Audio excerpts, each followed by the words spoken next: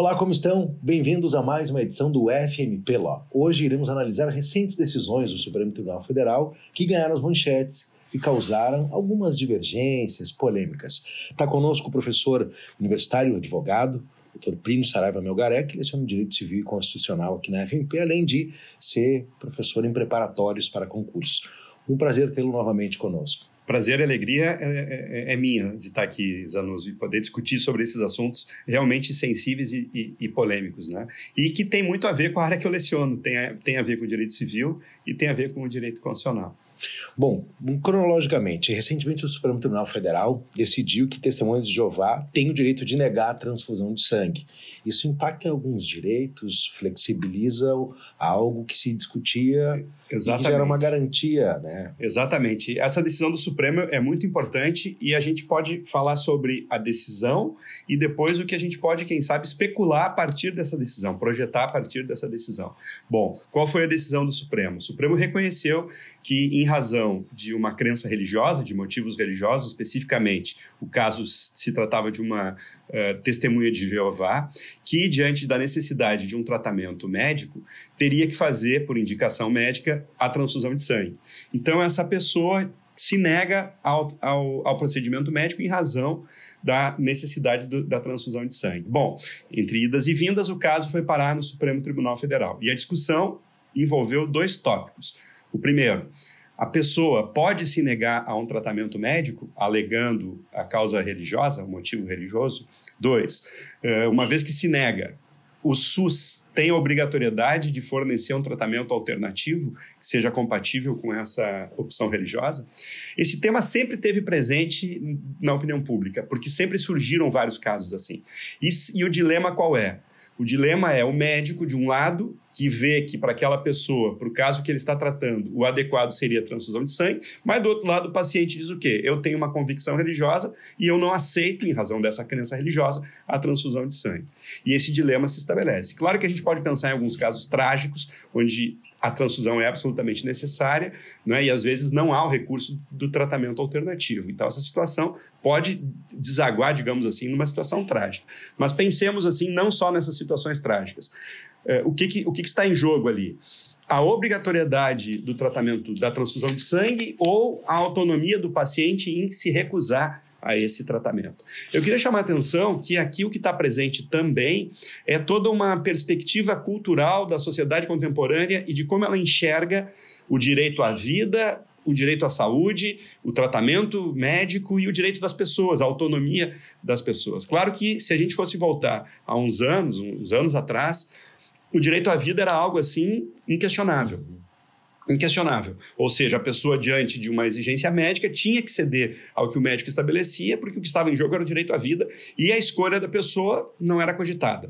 E até se impunha, então, um determinado tratamento médico. E já houve no passado casos assim, em que a pessoa era obrigatoriamente submetida a um tratamento médico contra a sua vontade, especificamente alegando, né, a questão religiosa. O que a gente percebe na mudança? Que uma mudança de perspectiva da sociedade em geral, da cultura em geral. E a gente começou a perceber, esquecendo a questão religiosa, pessoas que optam por tratamentos diferentes daqueles que os médicos indicam, ou que até poderiam prolongar mais a vida da pessoa. Para que se entenda, a gente ouve muito falar em tratamentos paliativos, né? São pessoas que estão, muitas vezes, uma doença num quadro terminal, ou uma doença que se percebe de tratamento difícil ou muito danoso para o próprio paciente, e o paciente opta por não ficar hospitalizado, ligado a aparelhos, e prefere ir, digamos, para sua residência. E lá ele tem uma certa estrutura que talvez a sua vida não se prolongue tanto, mas seja uma vida menos sofrida, ao menos para aquele paciente. E já se começou a reconhecer primeiramente como um direito da pessoa isso. Eu quero um tratamento paliativo, ou seja, a pessoa deixa de seguir talvez aquele tratamento que prolongasse sua vida por muito mais tempo, mas que lhe seria muito custoso sob a perspectiva pessoal. E a pessoa escolhe ir para sua casa e, digamos assim, ficar num ambiente mais tranquilo, esperando o final da sua vida, sem sentir dor. Então isso, a medicina já estava avançando para esse caminho. Parece uma eutanásia, mas não. Não é eutanásia, porque a eutanásia é desligar o aparelho. Sim. É diferente. Aqui não, a pessoa vai continuar tendo um tratamento médico, né, e ela não está causando diretamente a sua morte, né? Afinal, morrer todo mundo vai, né? Então, ela simplesmente está escolhendo o tratamento que ela quer. Pois muito bem, vamos trazer isso para o caso da testemunha de Jeová. O que o Supremo Tribunal Federal entendeu? Que essa ideia de que o direito à vida, a qualquer custo, não se coaduna mais com esses valores da sociedade e tampouco com os valores que estão presentes no sistema jurídico, em especial na Constituição Federal de 1988. Então, quer dizer o quê? O Supremo ponderou o seguinte aspecto: não está em jogo tão somente garantir a vida da pessoa a qualquer custo, mas o que está em jogo é garantir uma vida com dignidade. Com dignidade, uma vida digna. E cabe aqui a gente compreender, independente da crença que a gente tenha, ou que a gente não tenha crença religiosa nenhuma, independente disso, a gente tem que considerar que o direito a ter uma religião é um direito fundamental. E que a dimensão religiosa faz parte da própria dimensão humana. E que, portanto, a pessoa tem o direito fundamental de escolher a sua religião e, claro, vai arcar com essas suas consequências, né? E aqui o que está em jogo? O Estado não pode interferir na vida da pessoa a ponto de fazer com que essa pessoa viole de forma expressiva essa sua crença religiosa, sem entrar no mérito dessa crença. Entende? Porque aqui não cabe a ninguém julgar a religião e a crença de ninguém. Cada um tem essa sua liberdade. Então o Supremo entendeu o quê? Não é que a pessoa testemunha de Jeová está optando por morrer. Não é eutanásia. A pessoa está dizendo que eu quero me submeter a um tratamento médico, sim, mas um tratamento médico que seja compatível com a minha crença religiosa. Sim. Então, ela não está escolhendo a morte. Ela está dizendo que eu não quero transfusão de sangue. Eu quero um tratamento alternativo. E há esses tratamentos alternativos. Então, até aí, nada de novo, né? E a pessoa simplesmente quer afirmar a sua dignidade e a sua autonomia. A mesma autonomia a ampliação da autonomia. Exato. E a mesma autonomia que o paciente tem de se recusar a um tratamento. Todo mundo aqui certamente já foi um médico alguma vez e já ouviu histórias, ou até mesmo, de repente, a gente mesmo, o médico prescreve um medicamento, eu chego em casa e digo, não vou seguir esse medicamento, ou não vou seguir essa prescrição médica. E ninguém vai te obrigar a seguir aquele tratamento médico. Então, o que está em jogo aqui também é isso. Não poderia o Estado ser uma violência. O Estado, imagina, fazer uma transfusão de sangue forçada na pessoa. Agora, claro, vamos entender bem a decisão do Supremo. O Supremo disse o quê? Essa pessoa que decide por um tratamento alternativo, que não é a transfusão de sangue, tem que estar muito ciente que isso pode ter consequências. Que talvez o tratamento adequado, clinicamente, fosse a transfusão. E a partir do momento que ela opta por um tratamento alternativo, ela tem que estar muito bem informada das consequências dessa opção. 2, essa pessoa tem que ter capacidade para tomar essa decisão. Isso quer dizer o quê? Tem que ser uma pessoa que esteja lúcida, que seja lúcida e que essa sua decisão seja efetivamente uma decisão autônoma. Portanto, significa dizer o quê? Tem que ser uma pessoa capaz, maior de idade, com discernimento e com autonomia para tomar essa decisão. Portanto, a decisão que o Supremo tomou não é válida para menores de idade. Sim. E aqui vem uma outra questão também, muitas vezes, polêmica. Se temos ali uma adolescente, uma criança, um adolescente menor de idade, menos de 18 anos, que tem que se submeter à transfusão de sangue, né? E os pais seguem uma religião e não querem que o filho se submeta. Os pais têm condições de decidir isso pelo filho? O Supremo entendeu que não. Aqui, se é uma adolescente, uma criança, ela deve seguir a melhor prescrição médica. Então, isso é interessante. A decisão do Supremo que reconheceu que a pessoa tem o direito, em nome da sua crença religiosa, de se negar ao tratamento de sangue, vale para pessoas maiores, adultas, capazes e que têm autonomia para tomar essa decisão. Né? Se é o filho de uma pessoa que testemunha de Jeová, os pais não têm o direito de impor essa sua crença ao seu filho. Né? E aí vai seguir o tratamento médico, vai seguir a melhor prescrição médica. E o interessante é que a partir do momento que o Supremo valorizou a dignidade humana e a autonomia da pessoa, reconhecendo esse direito fundamental à liberdade religiosa, ele estabeleceu também o quê? Que o SUS tem a obrigatoriedade de fornecer esse tratamento alternativo para essas pessoas, desde que esse tratamento não tenha elevados custos, Sim. Desde que não custe muito dinheiro. Né? Não custando muito caro, o SUS tem a obrigatoriedade de fornecer. Exatamente aqui o respeito à liberdade religiosa, à autonomia e à dignidade da pessoa humana. É de repercussão geral? Sim, essa decisão do Supremo é para valer para o Brasil inteiro e para todos os casos que porventura surjam. Né? Então a decisão foi essa, a primazia da dignidade humana, a primazia da autonomia da pessoa, podendo, portanto, se negar a esse tratamento médico. Claro que essa decisão, como eu falei no início, isso foi o que o Supremo decidiu, né? E decidiu com base na Constituição. Agora, a gente pode especular a partir daí, né? Fazer projeções. Pois é. Uma vez que o paciente tem, e foi reconhecido, tem peso a autonomia e a escolha do paciente, será que isso não poderia ser estendido para outras situações, como, por exemplo, tu mesmo falaste aqui, Zanuzzo, da eutanásia? Será que não vai se avançar para esse ponto? É um questionamento que a gente faz. O que me parece? Claro que quando se trata de eutanásia, é um degrau acima, digamos assim, né? Um pouquinho mais profunda a discussão, porque aí envolve o direito de a pessoa morrer. Eutanásia é a boa morte, né? A tradução da palavra é essa, a boa morte. Significa o quê? O sujeito está numa condição terminal, né? Muitas vezes com a sua vida prolongada por estar ligado a aparelhos, e resolve não querer viver mais, né? Pela razão que for. Atualmente no Brasil isso não é lícito, mas a partir dessa decisão do Supremo, me parece que a gente pode começar a questionar. Será que se o paciente pode se recusar a um tratamento médico, não vai chegar a um ponto de ele poder recusar-se a viver com base na sua dignidade, a partir do momento que o sujeito compreende que aquele quadro de vida, aquele estado de vida que ele está, não se coaduna mais com a ideia de uma vida com dignidade. Essa porta está aberta, esse capítulo está aberto para ser escrito, né? Claro que, volto a dizer, é um tema um pouquinho mais sensível, porque aí enfrenta-se efetivamente com a morte, né? Diretamente com a morte. Não é o caso das Testemunhas de Jeová. Como eu disse, as Testemunhas de Jeová não estão optando pela morte. Simplesmente dizem o quê? A minha religião não permite. E a gente tem que compreender o seguinte, para uma pessoa que tem uma crença religiosa profunda, violar a religião é algo muito grave. Uhum. É algo muito grave. Tira o sentido da vida daquela pessoa. Sim. Isso que a gente tem que reconhecer. Eu posso acreditar nisso, posso acreditar naquilo ou não acreditar em nada, né? Mas eu tenho que compreender a outra pessoa. E a outra pessoa tem esse sentimento religioso, tem essa crença e a vida dela fica esvaziada de sentido a partir do momento em que ela tem que violar, descumprir um preceito tão importante da sua religião. Inclusive em termos de vida comunitária. Sim. Ou seja, na comunidade na qual ela está inserida, ela também já não vai ser mais vista de modo harmonioso com os valores que aquela comunidade contempla, né? Então, é uma situação muito grave. Se possível, Zanuzzo, até eu posso indicar a leitura de um pequeno livro de literatura de um autor inglês incrível. É um autor que se chama Ian McEwan. É um autor incrível, tem livros brilhantes. Até o que eu vou fazer a menção não é o melhor livro dele, mas é um livro que trata sobre esse tema.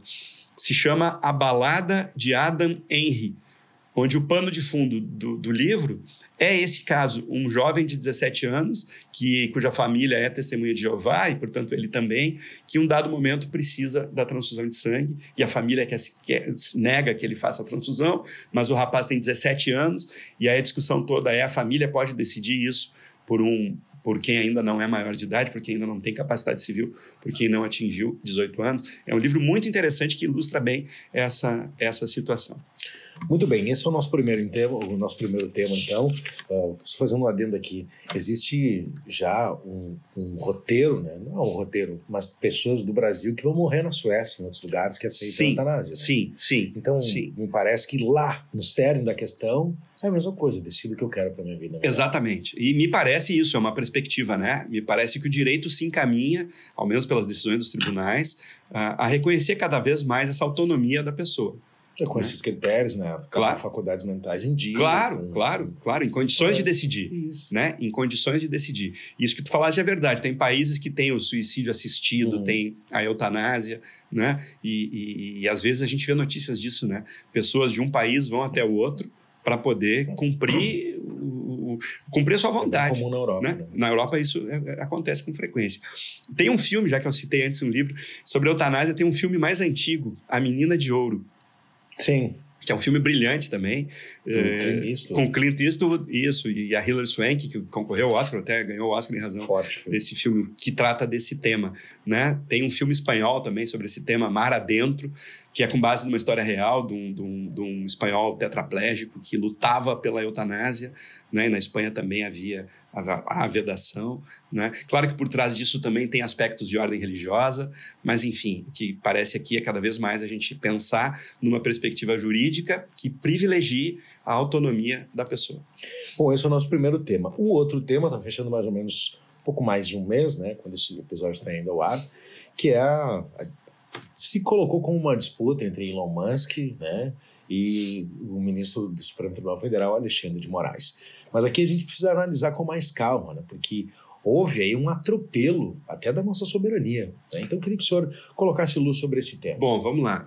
Não sei se luz muito forte, né? Mas um pouquinho, uma luz de uma vela, a gente consegue colocar aí. Claro, tu fizeste bem, disseste bem, contextualizaste bem, faz cerca mais ou menos um pouco mais de um mês que estourou o conflito Elon Musk e Xandão, né? Mas vamos tentar compreender um pouquinho isso. Primeiro que esse conflito que gerou a suspensão, o bloqueio, a suspensão do Twitter, do X, do X aqui no Brasil, ele já começou há mais tempo, há bastante tempo atrás, onde o Supremo Tribunal Federal, por meio de várias decisões, determinava que perfis de usuários do Twitter fossem bloqueados, cancelados ou com conteúdos retirados da rede social. O Twitter, de uma certa forma, cumpria algumas dessas decisões e se negava a cumprir outras. Vamos estabelecer, assim, alguns pressupostos, né? Primeiro, no sistema que a gente vive, político-jurídico que a gente vive, a decisão judicial tem um peso de muito relevo para a própria preservação desse sistema político-jurídico. E para as pessoas que estão nos vendo, nos ouvindo, é só pensar assim: imagine se cada um de nós só for cumprir a decisão judicial que acha que é justa. Transpõe isso para o presídio central, para o presídio. Imaginem se as pessoas condenadas só cumprissem as decisões que achassem que eram justas. Imagine que se eu só pagasse o imposto que eu achasse que era justo. O sistema não funciona. Né? O sistema não funciona. Então, o sistema está baseado nessa ideia de que decisão judicial se cumpre. A gente recorre, diverge, critica, discorda, mas em um dado momento, quando ela é definitiva, se cumpre. O Elon Musk não se submetia ao cumprimento das decisões judiciais do Supremo Tribunal Federal. Claro que a narrativa que se estabeleceu era Xandão versus Elon Musk. Essa narrativa, talvez para vender... Depende do lado que... Não, e talvez para vender notícia, para caçar clique, seja boa. Né? Xandão versus Elon Musk. Né? A gente já meio que grenaliza a história e isso acho que é mais palatável para cliques, para curtições e engajamento. Mas, na verdade, não era Xandão versus Elon Musk. Não, era um sujeito, Elon Musk, um grande empresário, dono de uma das maiores fortunas do mundo, que se negava a cumprir decisões do Supremo Tribunal Federal. Aí já começa a mudar um pouquinho a perspectiva. Né? Na verdade, era isso, porque, claro, muitas vezes a decisão era de um ministro, do Alexandre de Moraes, mas essas decisões do Alexandre de Moraes foram depois validadas pela Corte, pelo Supremo Tribunal Federal, pelo colegiado. Então, não é mais uma decisão individual do ministro Alexandre de Moraes. Se personificou, né? Quando personifica, perde a institucionalidade do caso.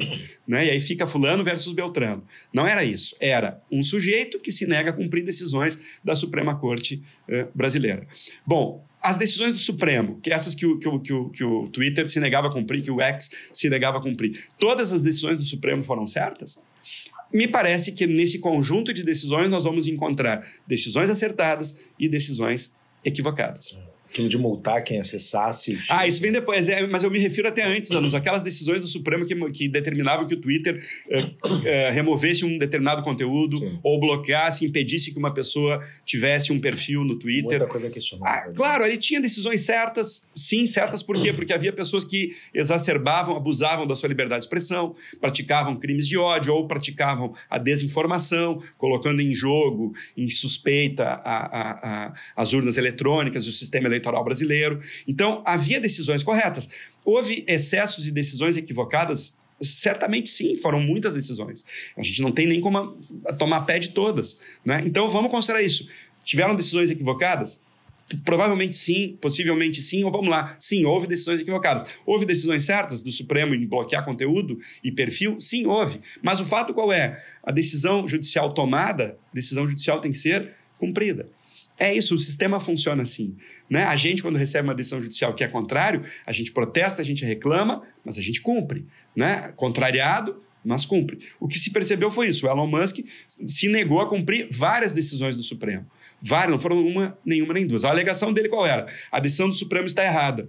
Tá bem, digamos que estivesse errada, mas é a decisão do Poder Judiciário. Isso não é só no Brasil, qualquer sistema democrático ocidental, de país ocidental, a decisão judicial é cumprida. Né? Eu imagino o Elon Musk lá nos Estados Unidos se negando a cumprir uma decisão da Suprema Corte.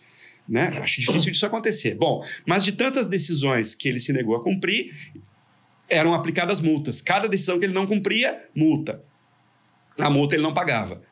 Outra decisão não cumprida, outra multa que não era paga. Né? Bom, aí quem era notificado? O representante do Twitter no Brasil, do X no Brasil. Tinha lá um escritório que representava. Então, esse escritório era representado, era avisado, tem que cumprir a decisão judicial, senão vai pagar a multa de tanto. Muito bem.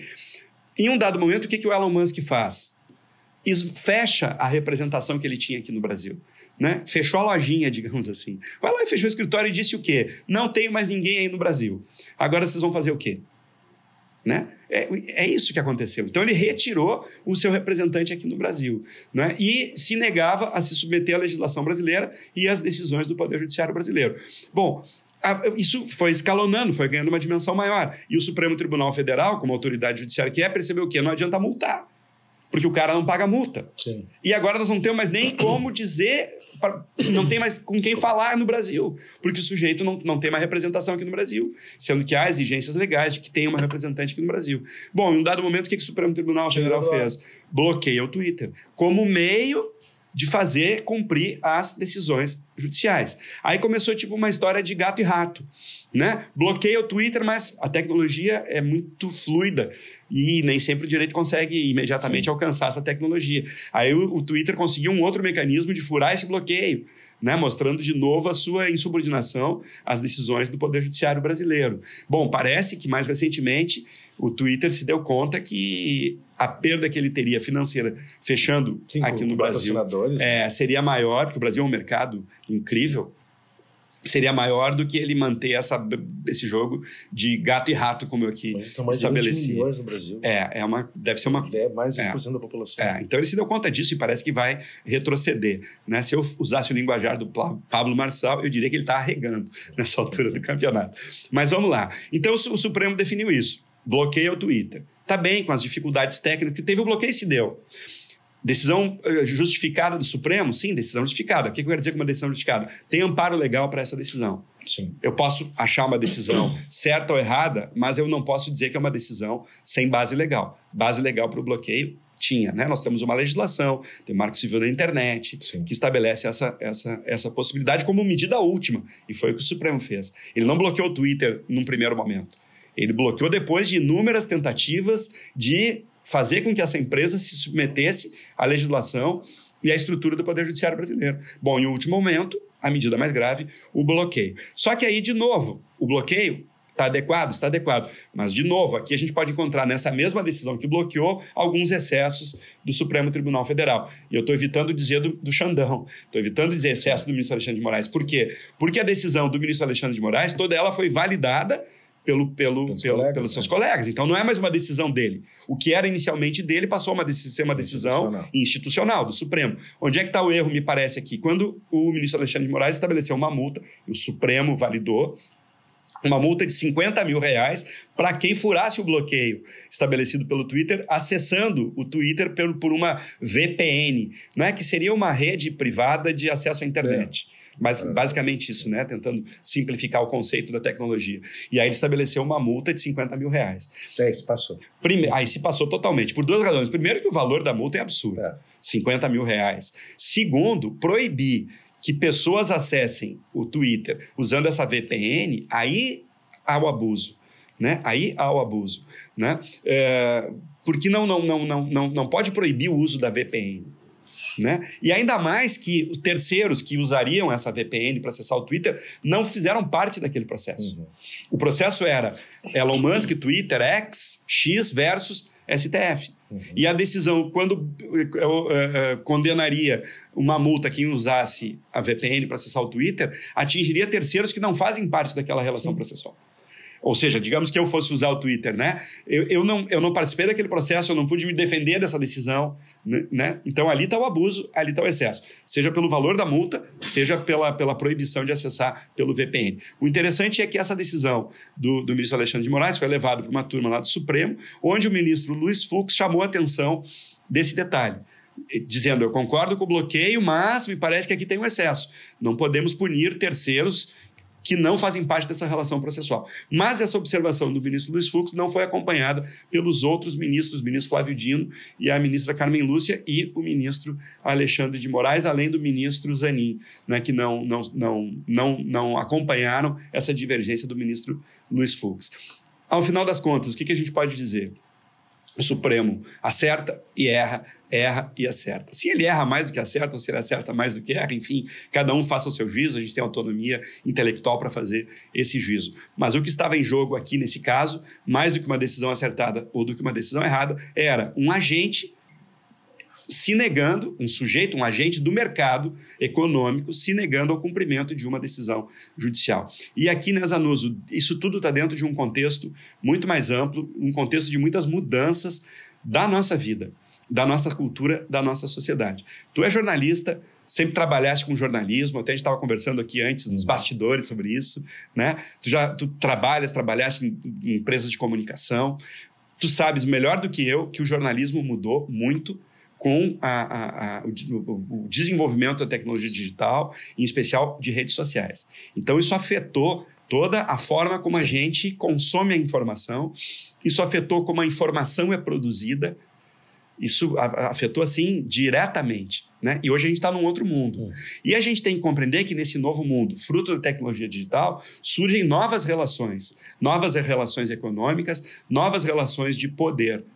E por trás de toda essa discussão, STF, Twitter, tenha certeza, o que está em jogo aí nesse novo cenário, com novos atores políticos, é um jogo de poder e um jogo pela luta de manter a informação nas mãos de alguém, né? E se a gente sempre criticou nos meios, quando havia só os meios tradicionais de imprensa, o monopólio dos meios de comunicação, né? Onde no tempo da televisão, de um mundo analógico, a gente falava, a televisão, a informação está na mão da Rede Globo, da Bandeirantes, do Silvio Santos, né? Que até já faleceu, mas era isso que a gente falava, não sei se tu te lembra disso, sim, né? Sim. Bom, hoje mudou esse contexto. Essas empresas tradicionais perderam muito do seu espaço, até mesmo da sua credibilidade, porque a informação ganhou outros canais de divulgação, né? Isso, por um lado, é positivo, mas há também os seus problemas. E eu poderia só mencionar assim rapidamente o tema da desinformação, das fake news. E o Elon Musk é um ator nesse cenário e que quer também participar muito desse jogo da informação, porque se sabe há muito que informação é poder. Muito obrigado, professor. Eu que agradeço e sempre à disposição. Professor Plínio Saraiva Melgaré, aqui no FMP Law. Um grande abraço, compartilhe esse conteúdo e dissemine ideias. Até a próxima. No talo. Fechou, né? Deu o tempo certo, né? Sobrou 1 minuto pro cara.